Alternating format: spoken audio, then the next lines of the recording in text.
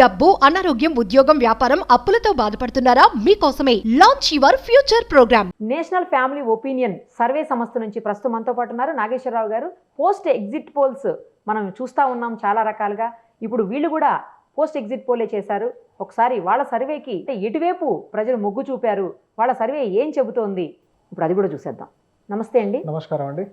మీరు సర్వే చేసేటప్పుడు అంటే ఏ ఏ పారామీటర్స్ని మీరు తీసుకుంటారు? అసలు అన్ని ఏజ్ గ్రూప్స్ తీసుకున్నాం. తర్వాత మేము 2 సెక్టార్లు తీసుకున్నాం. జనరల్గా ఏంటంటే జగన్ గారు ఏం చెప్తున్నారంటే మా ఇచ్చిన సంక్షేమ పథకాలు మమ్మల్ని గెలిపించబోతున్నాయని చెప్తున్నారు. మేము ఏం చేసామంటే సంక్షేమ పథకాలను ఒక పార్ట్ తీసుకున్నాము, తర్వాత సంక్షేమ పథకాలు తీసుకుని వాళ్ళు తీసుకొని 2 విధాల ఎనాలిసిస్ చేసి దాన్ని మళ్ళీ క్లబ్ చేసాం. ఎందుకంటే రేపు మామూలుగా ర్యాండమ్ చేసినప్పుడు ఆ ర్యాండమ్లో సంక్షేమ పథకాలు తీసుకొని వాళ్ళు వచ్చారనుకోండి, రిపోర్ట్ వేరే రకంగా వచ్చేస్తుంది. జగన్ గారు ఏం చేస్తున్నారు, వాళ్ళు వైసీపీ వాళ్ళు మ్యాక్సిమం ఫోకస్ ఏం చేస్తున్నారంటే మా సంక్షేమ పథకాలు మమ్మల్ని గెలిపిస్తున్నాయని చెప్తున్నారు. కాబట్టి మేము సమయం ఎక్కువ దొరికింది. మాకు 14వ తారీఖు నుంచి నిన్నటి వరకు కంప్లీట్ వర్క్ చేశాం. కాబట్టి సమయం ఎక్కువ దొరికింది కాబట్టి మేము బాగా డెప్త్కి వెళ్ళేసి 4,86,316 శాంపిల్ చేశాం. ఓకే, టోటల్ శాంపిల్ చేశాం. సో మీరు చెప్పే దాంట్లో కూటమికి 48.50% ఉంటే వైసీపీకి వచ్చేసరికి 46.16% కనపడుతుంది. Okay, vote sharing. సీట్లు ఎన్ని చూపిస్తున్నారండి? టీడీపీ కూటమికి వచ్చి 104 నుంచి 110 ఇస్తున్నాం. వైసీపీకి వచ్చేసి 65 నుంచి 71 ఇచ్చారు. అదర్స్ 0. ఓకే, టఫ్ ఫైట్ ఉన్నాయి. టఫ్ ఫైట్ ఉన్న దీంట్లో కలిపేశారా? దీంట్లో కలిపేసాం. ఎందుకంటే గ్యాప్ ఇచ్చాం కదా, అప్పుడు మళ్ళీ గ్యాప్ ఇచ్చాక కూడా టఫ్ ఫైట్ అని చెప్తే దానికి అర్థం ఉండదు. చేస్తున్నారు అసలు మీరు survey? 22 years experience, field experience. నేను గ్రౌండ్ నుంచి వచ్చాను. ఫస్ట్ లో డోర్ టు డోర్ సర్వే చేశాను. వెళ్ళి కార్పొరేట్ సర్వేలు అన్ని రకాల ఉత్పత్తులను సర్వే చేశాను, ఈ ఎలక్షన్ సర్వే కాకుండా. అంటే అది మాకు చాలా ఎక్స్పీరియన్స్. జాగ్రత్తగా ఎనాలిసిస్ చేస్తాను. నేను ఇక్కడ ఫెయిల్ అవ్వలేదు ఇప్పటివరకు. ఇవి ఎంపీ సీట్స్ కూటమి 15 నుంచి 18 చూపెడుతున్నారు, వైసీపీ 7 నుంచి 10. అదర్స్ ఎవరు లేవు అంటే ఇక్కడ ప్రభావితం చేయలేకపోతున్నారు. కాంగ్రెస్ నుంచి షర్మిల గారు ఉన్నారు కానీ ఇక్కడ లేవు. మా దాంట్లో రాలేదు. తర్వాత ఇది కాన్స్టిట్యున్సీ వైజ్ అనుకోండి. అమలాపురం మొత్తం కూటమే చూపించారు. అనకాపల్లి కంప్లీట్ కూటమే. అనంతపూర్ వచ్చేసి 2 వైసీపీ చూపించారు, మిగతా అన్ని కూటమి. అరకు వచ్చేసి ఇక్కడ 3 వైసీపీ చూపిస్తున్నారు, 4 కూటమి చూపిస్తున్నారు. బాపట్ల వచ్చేసి 2 వైసీపీ, మిగతా 4 కూటమి చూపించారు. 5 చూపించారు, 2 వైసీపీ. చిత్తూరు వచ్చేసరికి 2 వైసీపీ, మిగతా మొత్తం కూడా కూటమి.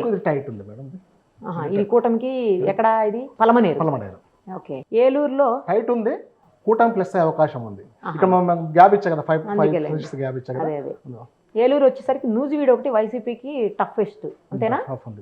మిగతా వైసీపీ చింతలపూడి 1, 2 మీరు వైసీపీ చూపించారు, మిగతా అన్ని కూడా కూటమే. తర్వాత గుంటూరులో వచ్చేసరికి 2, పొన్నూరు 1, గుంటూరు వెస్ట్ 1 వైసీపీ చూపిస్తున్నారు. పొన్నూరు కూడా టఫెస్ట్. పొన్నూరు వచ్చేసి ఏంటంటే ఈ మధ్యలో అక్కడ ధూళిపాల నరేంద్ర గారు కొంచెం హెల్త్ ఇష్యూస్తో ఇబ్బంది పడుతున్నారు, బాగా ప్రచారం జరిగింది. దాని మంచి బలమైన నాయకుడు.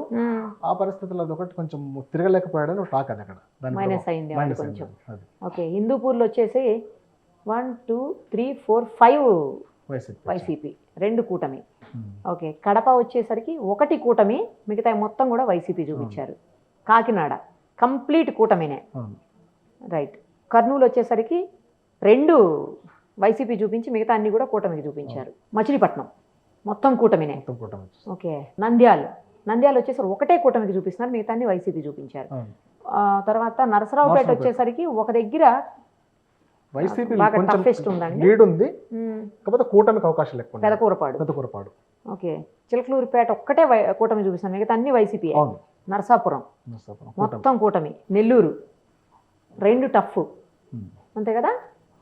ఒకటేమో కూటమి టఫ్ ఉంది, కూటమికి అవకాశం ఉంది. ఇది చెప్పలేని పరిస్థితి, మిగతా అన్ని కూడా వైసీపీయే. ఒంగోలు వచ్చేసరికి 2 కూటమి, 1 టఫ్, మిగతా అన్ని వైసీపీ. రాజమండ్రి 2 కూటమి, మిగతా అన్ని YCP.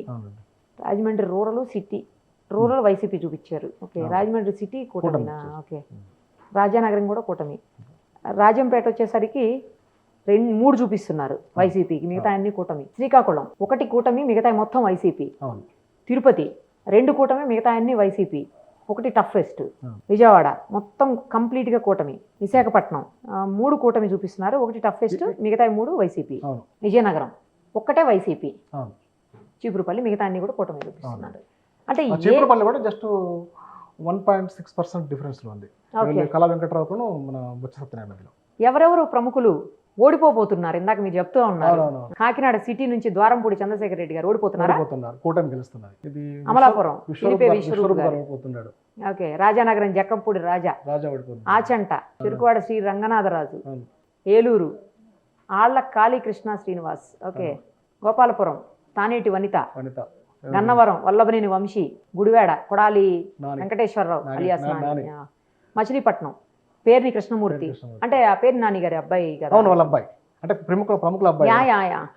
Penamaluru Jogi Ramesh, Vijayawada central Vellampalli Srinivas, Vellampalli, Vijayawada east Devineni Avinash, Jaggayyapeta Samineni Udayabhanu, Pedakurapadu Namburi Shankar Rao, Tadikonda Mekathoti Sucharitha ex home minister, Santhanuthalapadu Merugu Nagarjuna, Ongole Balineni Srinivasa Reddy, Kovur Nallapureddy Prasanna Kumar Reddy, Sarvepalli Kakani Govardhan Reddy.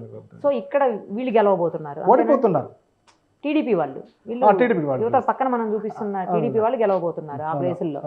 Okay, Dwarampudi గారి ప్లేస్లో వనమాడి, ఓకే, ఆనందరావు, బాలకృష్ణ, పితాని సత్యనారాయణ, బడేటి రాధాకృష్ణ, మద్దిపాటి వెంకటరాజు, యార్లగడ్డ వెంకట్రావు, వెనిగండ్ల రాము, కుల్లు రవీంద్ర, బోడే ప్రసాద్, బోండా ఉమామహేశ్వరరావు, గద్దె రామ్మోహన్, శ్రీరామ్ రాజగోపాల్, భాష్యం ప్రవీణ్, తెనాలి శ్రవణ్ కుమార్, విజయ్ కుమార్, దామచర్ల జనార్దన్ రావు, వేమిరెడ్డి, సోమిరెడ్డి చంద్రమోహన్ రెడ్డి. ఓకే, ఇదేంటండి అక్కడ క్యాండిడేట్స్ నేమ్స్ ఇవన్నీ, ఇది కాంగ్రెస్ నుంచి నించున్న వాళ్ళు.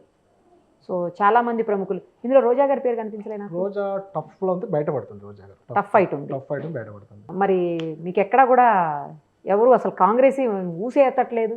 షర్మిల గారిది యాక్చువల్గా కాంగ్రెస్ షర్మిల గారు కాస్త ముందు వచ్చేస్తుంటే బాగుండేది. లేట్ వచ్చారు.